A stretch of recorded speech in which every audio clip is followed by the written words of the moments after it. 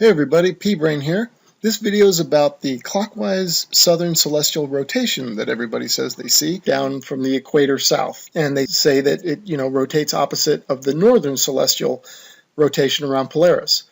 Well, what I want to show in this video is that it's not its own rotation, but is in fact just a perspective illusion. It's an anti-rotation, in the same way that anti-crepuscular rays are anti-crepuscular. Okay, and they converge on the opposite horizon to a point much like when they come from the sun. They come and they diverge out and then they converge on the opposite horizon. Well, the southern celestial rotation is nothing but an anti-rotation of the northern celestial rotation.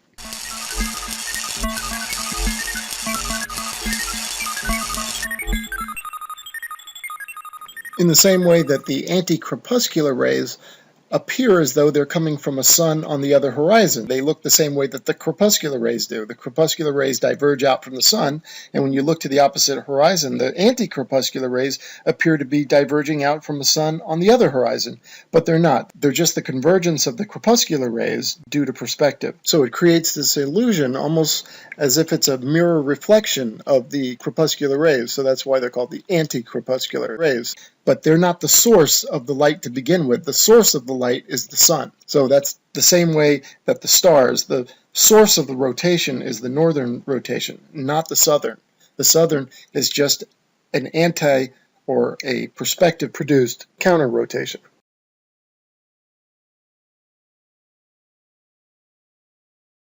Crepuscular and anti-crepuscular rays is some strong evidence that perspective will in fact explain that phenomenon. So that's why in fact I'm using the crepuscular and anti-crepuscular rays to show a correlation between Polaris and its counterclockwise rotation and the clockwise rotation in the southern hemisphere. Now you might say, well, how's that?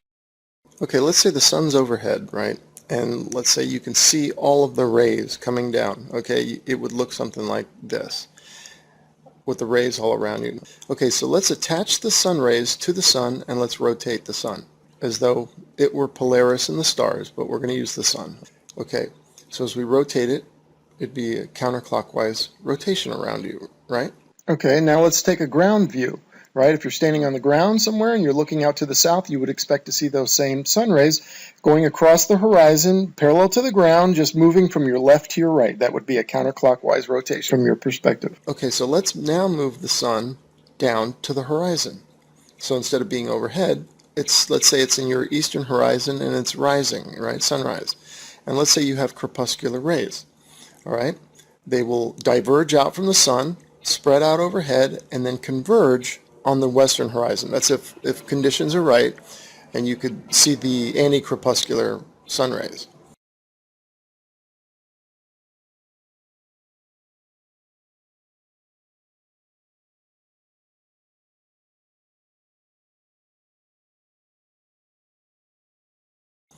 All right, so again, let's attach them to the sun and let's rotate the sun counterclockwise. All right, so what you're going to see is if you're in the middle, you're standing essentially at its equator, right in the center between the sunrise and the sunset, and you would look east and you would see the sun rays rotating counterclockwise. If you look to the west, you'll see the rays rotating clockwise. Okay, because a lot of people say, well, how come you see a rotation when you look south, you see a clockwise rotation of the stars? When actually you look north and the stars around Polaris are rotating counterclockwise. Well, it's exactly the same phenomenon. There's one rotation, but when you look on the opposite horizon, the stars are rotating the opposite direction. And there's an anti-convergence, just like the anti-crepuscular rays converge on the opposite horizon. Okay, so here it is. This represents my sun in the east, and it's sitting on the horizon and has crepuscular rays coming out, and they're attached to the sun. We're rotating counterclockwise. And now, here we go, continuing to rotate counterclockwise, still rotating. And as you look in the opposite horizon, or in the western horizon, the crepuscular rays are now visually rotating clockwise as the result of perspective. So it was counterclockwise in the east and clockwise in the west. And just like in my example that I've done so far of the rotating crepuscular and anti-crepuscular rays, the stars also have a rotation and a counter-rotation. They rotate counterclockwise in the north and visually clockwise in the south.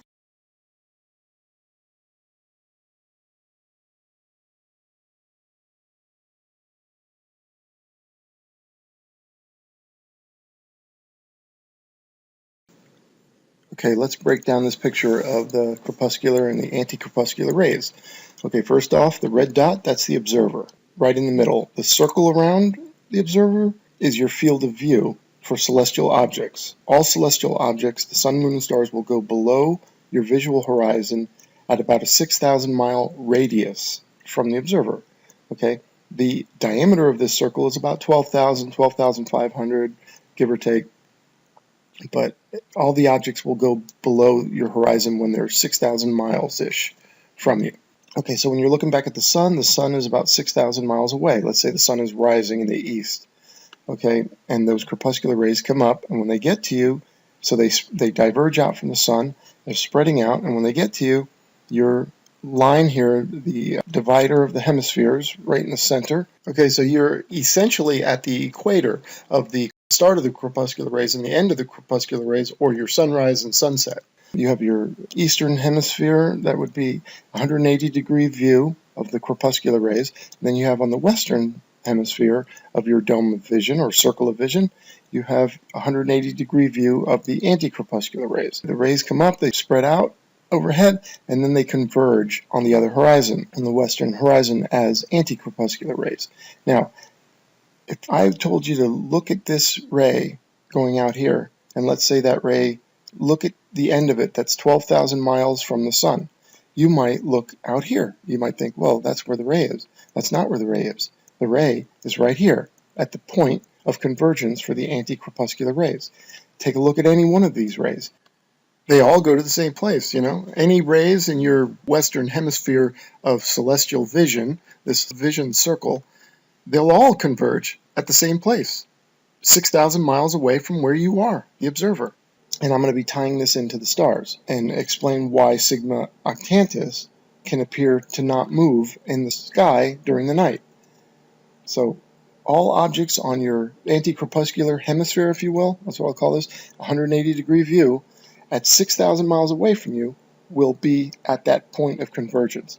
Now, from the observer, let's break this down into the rays that are 1,000 miles away from you, the anti-crepuscular rays, or look at the crepuscular, either or. But the anti-crepuscular would be this line right here. That's 1,000 miles from you. So that's where all those rays would be at 1,000 miles from you. At 2,000 miles, they would be here. At 3,000 miles, here. At 4,000, here. At 5,000, here. And at 6,000, they go to a point. So we'll get into the stars in a second here, but the stars, like the sun rays, will converge 12,000 miles from the source. Okay, with the crepuscular rays and the anti-crepuscular rays, the source is the sun, and if you're in between, if you're at the equator, so to speak, in between the sun and the end of the anti-crepuscular rays, you will be witnessing 12,000 miles of sun rays that will spread out as they go over you and then converge on the other horizon 6,000 miles away from you or 12,000 miles away from the sun. Well, the stars do the same thing. They have a 12,000 mile convergence from the northern celestial rotation, and if you're standing at the actual equator on the Earth, you would see the stars converge in the southern sky. They would create an anti-rotation, not a real rotation, just the anti-rotation of the northern celestial rotation. Okay, you'll notice how the stars are rising due east and setting due west on the equator line. So if you're on the equator, that's what you'll see the stars doing if you look overhead. Well, the sun and the moon are also circling around the northern celestial center, and they will also appear during equinox and solstice. The sun will appear to rise due east and set due west in a straight line, and that seems impossible. How can a circling sun create a straight line, or, make a straight line straight up and straight overhead? It's just a perspective issue, just like I show here with the crepuscular rays. See how that forms a straight line right here? Let me run this line up. Because that forms a straight line because it's perspective. Everything to the east of you converges and everything to the west of you converges from your perspective. That's why the sun can appear to rise due east and set due west. Okay, let me crop these and set them side by side and have them rotating in the same direction, the crepuscular rays and the stars, just to get an idea. You'll see the similarity.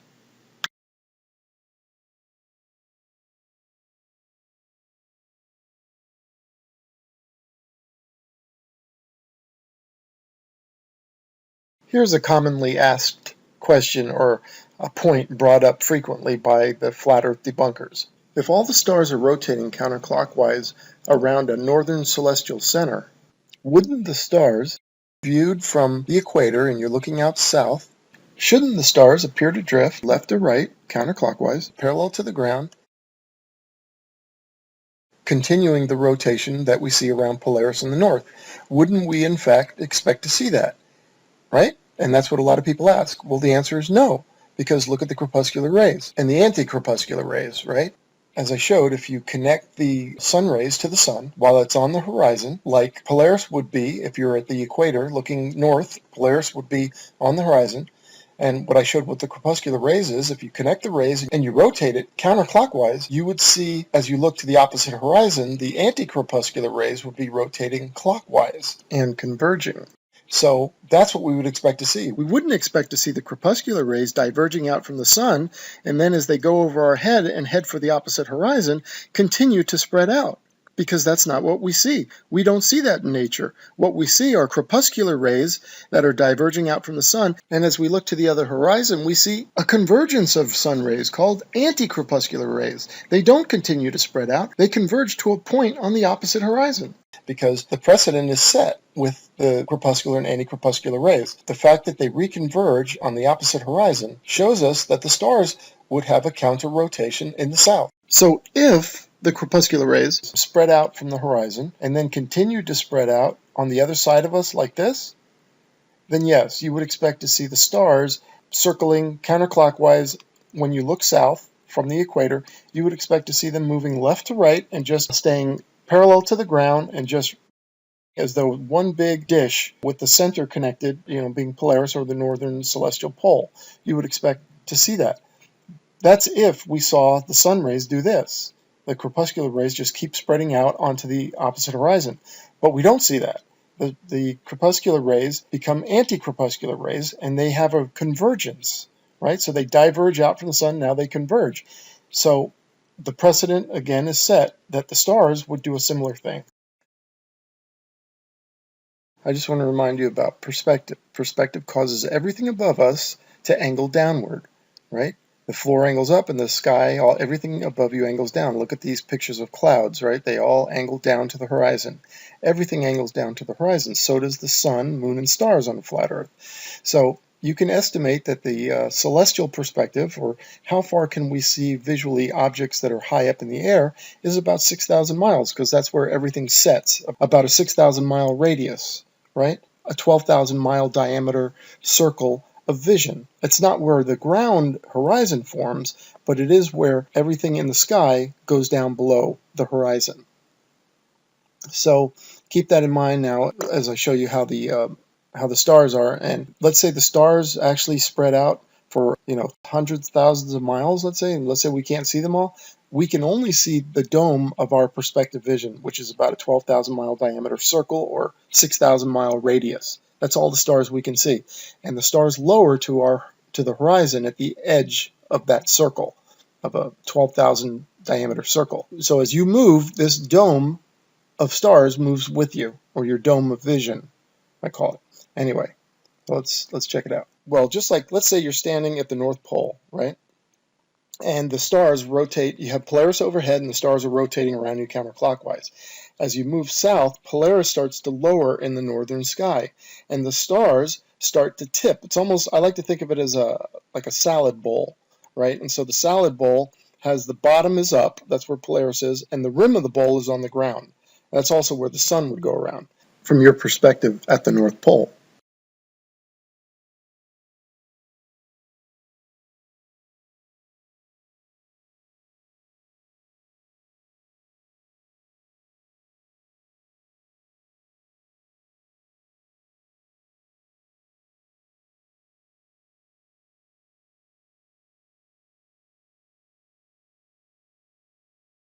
So as you head south, the salad bowl starts to tip onto its side, and so that, let's say you travel 3,000 miles south of the North Pole, everything would be rising in the northeast, sweeping out over the southern sky, and setting in the northwest, like this, right? And if you go all the way to the equator, Polaris would now be sitting on your northern horizon. The salad bowl would be completely tipped on its side, and half of it would be below the horizon.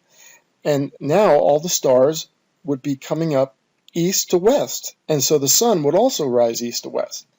And now that's a hard one to visualize.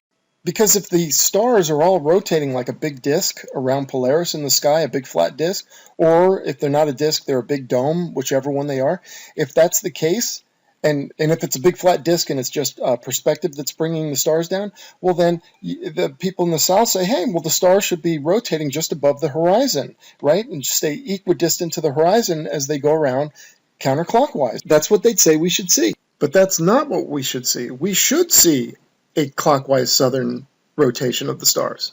See, we already know from crepuscular and anti-crepuscular rays how perspective works on a grand scale. I mean, that's over 12,000 miles. You see the sun rays diverging out from the sun, and then perspective converges them down to the other horizon. That's over a 12,000 mile span. Yeah, and just a little quick side note here. As I was doing the video, I thought of this. It's like, wow, we could see the sun, right? That's 6,000 miles away from us when it's rising. And if it's throwing out crepuscular rays and then anti-crepuscular rays, and the anti-crepuscular rays are going another 6,000 miles to the other side where they're converging, that's a 12,000 mile total. How is it we can see that on a ball? I mean, that seems to work for a flat Earth, but how does it work for a ball? Anyway, just a thought. And another objection or question I've heard is on a flat Earth, how can four people around the Earth, like these guys here, how can they all see the same stars at night? Well, as you'll notice there, the stars are rotating around, right? I'd ask the question also is, well, how do we see the same sun? Well, we all see the same sun because the sun rotates around and gives us our daytime. Well, the stars rotate around at each other's nighttime. Okay, now I'm going to show each guy, starting with the top guy. There's his little dome of perspective, or his field of view, that viewing circle, right? It's 6,000 mile radius. And the second guy has his night, and he sees the same stars. Third guy, the stars rotate around, he sees the same stars. And now the fourth guy, there you go, he sees the same stars. And that's how that works, right? So now the question begs, and I came up with this question working on this video, and so I'm going to beat anybody to it, is how can Sigma Octantis be fixed in the sky? If in fact it is. They say it is. Okay, I'm going with it. Okay, this is so simple, right? Let's take a look at these crepuscular rays, all right? Now, this is a non-convergent crepuscular ray picture. I just want you to see, okay, that's where you would, if I told you to look out at the end of that crepuscular ray, where would you expect it to be? You might point out there and then say, no, it's not there. It's over here. It's converged. 12,000 miles from the sun, the ray has converged to a point. Okay, let's pretend that these are the stars rotating for a second around Polaris, and let's say Sigma Octantis is rotating 12,000 miles from the North Pole, and I want you to see that it's going to sweep across your entire field of view. In reality, but visually, you're not going to see that, because as we converge these lines the way they're supposed to be, they're going to all go to a point. Even though it's circling across your field of view, it's still going to be converged at one point, because it's 12,000 miles from the source, or 6,000 from the observer. Everything converges at that point. And so there you have Sigma Octantis sitting still all night long.